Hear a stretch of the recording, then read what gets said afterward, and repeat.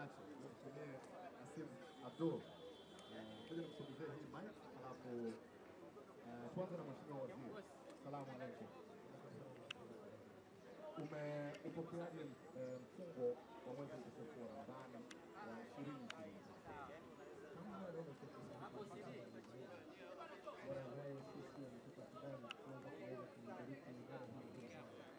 Wengi walitamani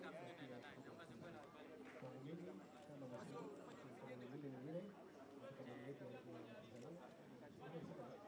Sababu ndio kama sehemu ambayo inafanya kazi na elimu watu ambao wanajifunza. Kwa hiyo kwa vile huu ni mwaka 2025 pamoja na mambo mengine yote. Mkono uchaguzi mkuu wa madiwani, rais na wabunge. Kuna namna yoyote ile unadhani mwezi huu unapaswa kutumika pia kuliombea amani taifa letu na twende tukavuke salama kuna uchaguzi mkuu ambao uko baadaye hapo mwaka huu? Kwanza sisi wa Tanzania tuna kila sababu ya kufanya reference kwa wenzetu. Leo hii ukienda Goma, ukienda kule Mtwara, mufti wa Mtwara ndio ametangaza dhahiri kwamba hatutoswali swala ya tarawih kwa ajili ya usalama amani. Ni mtihani mkubwa. Lakini ukienda kule Syria na maeneo mengine ambao nchi za zamani kwa historia kubwa sana kenda Libya, hali ilikuwa ni sasa hivi naona kutokana na amani zilikuwa changamoto kubwa.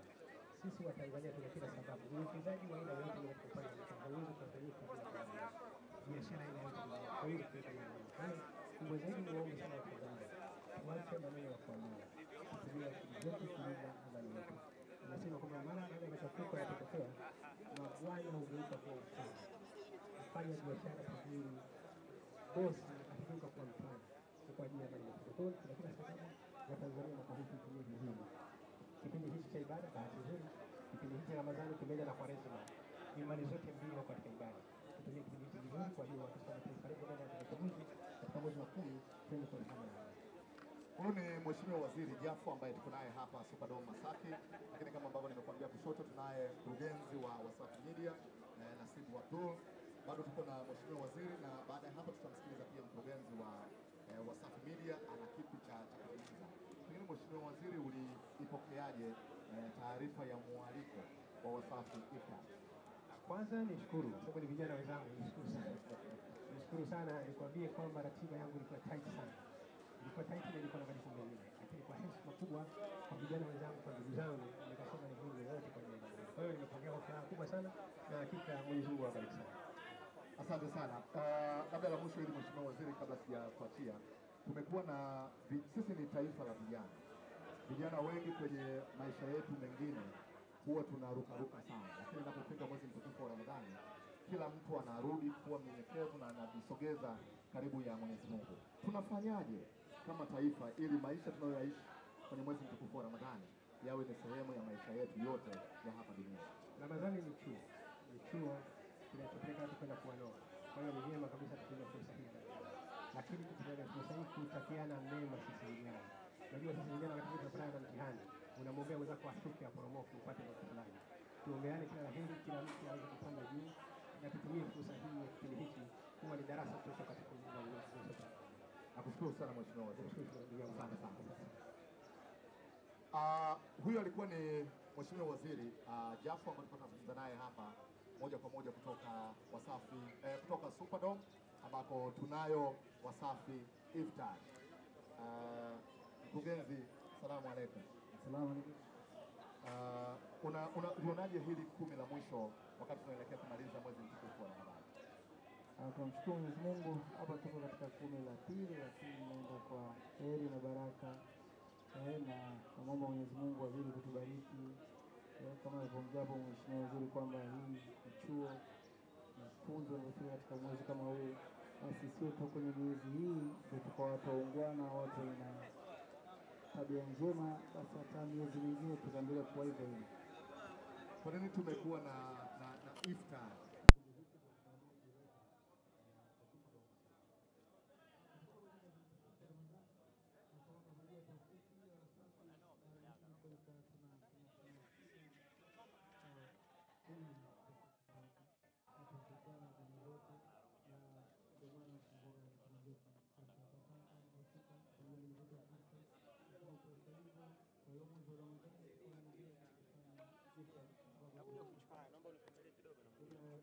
tumepewa taarifa hapa na kiongozi wa matangazo kwamba tayari muda wa iftari umewadia, na kwa sababu tuko hapa tutapata pia nafasi ya kuzungumza na wewe kwenye kitu kingine, na sasa hivi watu wanafanya ibada. Nashukuru sana.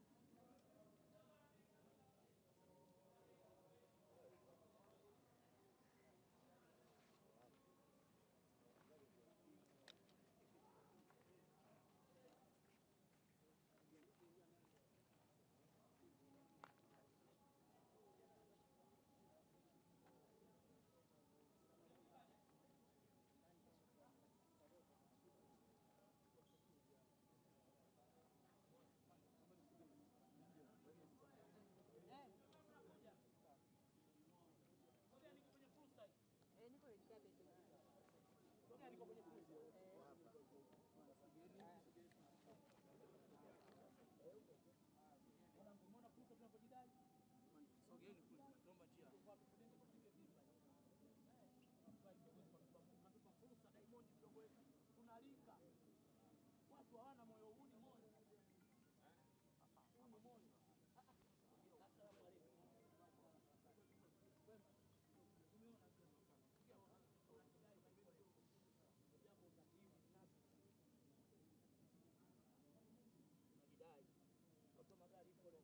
Soga nikachukue fursa mdali mkuu.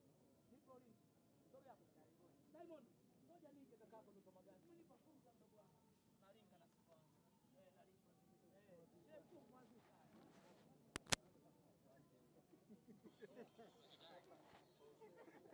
Bwana wangu mbona unapojidai leo? Mmoja wako leo hayupo najidai mimi kwenye anga zangu.